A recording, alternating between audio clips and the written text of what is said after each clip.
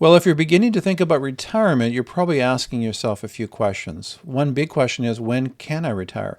And secondly, how much money do I need to save for my retirement? Well, if you're beginning to think those things, then you're in luck. This video will cover off those specific questions. Now, we're going to take a look at Bobby Bond, and Bobby said, I want to know how much I need to save if I retired at age 55, 60, 65, or 70, and I need $7,000 per month in after-tax income. I'm definitely going to die by age 90. How much money do I need? And of course, it's always about the assumptions that we're using in the models, right? So let's take a look at the key assumptions. First of all, we're assuming that inflation will average 3% in each of the models that we're going to run for Bobby. We used one set of models that looked at the risk-free return of 3.25%. So at 55, 60, 65, 70, you said, Bobby, if you just put your money in high-yield savings accounts and GICs, he was feeling pretty conservative about his approach to his planning. We're going to calculate how much you need to save. So that's one set of scenarios at the various ages. The next scenario is balanced portfolio, earning 5.35%, 20% cash, 20% bonds, 20% stocks, and we applied that return to all the different scenarios. We also looked at the plateau expenses at age 80 scenario. We applied that to each of the scenarios, and so that basically is going with where the data is telling us to go. Expenses actually do plateau. So if you look at a lot of the models, we've done it ourselves. We take a conservative, 3% all the way through to age 90. We keep inflation adjusting the expenses, but the reality is that's being very cautious. Most people's expenses do plateau as they get older in retirement. So for Bobby, he wanted to see the impact if expenses plateaued at age 80. Instead of going up at 3%, went up at just 1%. And then finally, in the assumptions, we applied a drawdown strategy using snap projections of NRT. Non-registered plus RIF minimums, and the last asset to be used would be tax-free savings accounts. So it's all about the assumptions. Some of you might be watching this. We always get the comment, what about variability return and Monte Carlo and sequence of return and risk and stress testing? All good things for the purposes of this video. We don't have time to go through all that, but obviously when you look at your own planning or hire someone to do that for you, you want to make sure that you're stress testing the models. Okay, what are the other assumptions? Well, finally, we assume that Bobby had $700,000 of RSP RIF capital already saved up, that he had $102,000 in his TFSA, and we needed to top up the balance in non-registered assets. And then once we calculated the number, then that non-registered would also feed into his tax-free savings account for as long as he could to make sure he's topping off your TFSAs.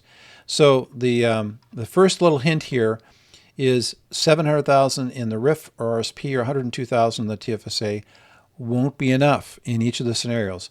So let's take a look at what will be enough. First of all, we'll start with age 55. By the way, if you're new to the channel, hi, I'm Shaun Humphries. Welcome. If you haven't subscribed yet, make sure you do that so you don't miss future content. And by the way, if you have never had scenario planning done in your particular situation, go to the show notes. There's information. It'll take you back to our website. Now, one of the things that's really cool about Snap Projections, under the Recommendations tab, we've got this required lump sum calculator.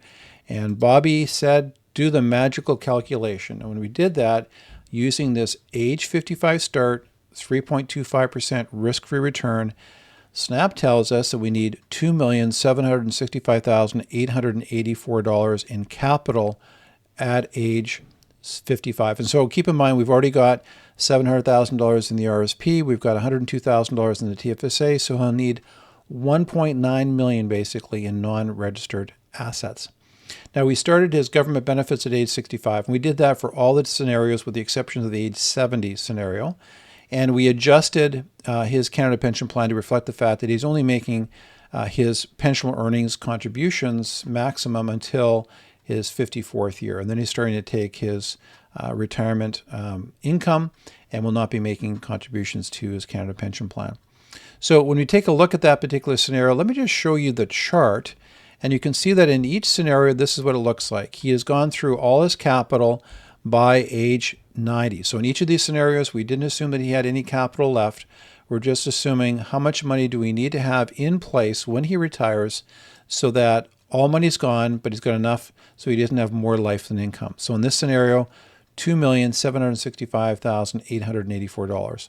Okay, let's look at the balanced scenario. Okay, this scenario, we've got the 5.35% balanced portfolio. We snapped our fingers, and snap projection says $2,036,850 is what's needed. Of course, we have the 700K in the RSP risks. We've got the 102K in the TFSA account. So Bobby Bond needs 1.234 million in non-registered assets to achieve his financial goals at age 55 using a balanced portfolio strategy. Now let's take a look at the plateau strategy. Now in the plateau analysis, of course, we took the $84,000 per year after tax. We inflation adjusted at 3% per year. So by the time Bobby Bond got to age 80, that $84,000 is now up to $181,154. But from that point on, we only indexed at 1% per year. Again, just to reflect the fact that for many people, they do experience a plateauing in expenses as they get older. So we snapped our fingers, we asked Snap Projections to do the calculation, and it arrived at $1,988,489. That total capital was split between non-registered of $1,186,000, approximately $700,000 in RSP RIF capital, and $102,000 in TFSA value. So those are the three scenarios. Let's take a look at it just to summarize our findings. So if you retired at age 55 and lived until age 90, and you were okay with having no capital by the time you got to age 90, if you use a risk-free strategy, you'd need $2,765,884 in capital. If you use a balanced portfolio, you would need $2,036,850 of capital. And if you're okay with peaking expenses at your age 80, you would need $1,988,489 in capital. The difference between risk-free and the balance strategy peaking expenses at age 80 was $777,395. So what does that mean in practical terms? For sure, you want to be cautious in your assumptions when you look at retirement planning. We always say to clients, under promise, over deliver. At the same time, you don't want to have too much capital. So you don't want to be so conservative at the front end of your planning and your assumptions that you end up not spending money that you could have spent, because that money could be for the grandkids, for legacy, for traveling.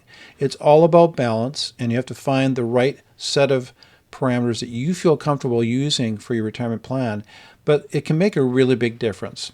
Now I'm going to show you a summary slide where we take a look at the other ages, age 60, 65, and 70, and compare each of those using exactly the same calculator, that magic button, what is the required capital, and we'll compare each of those scenarios.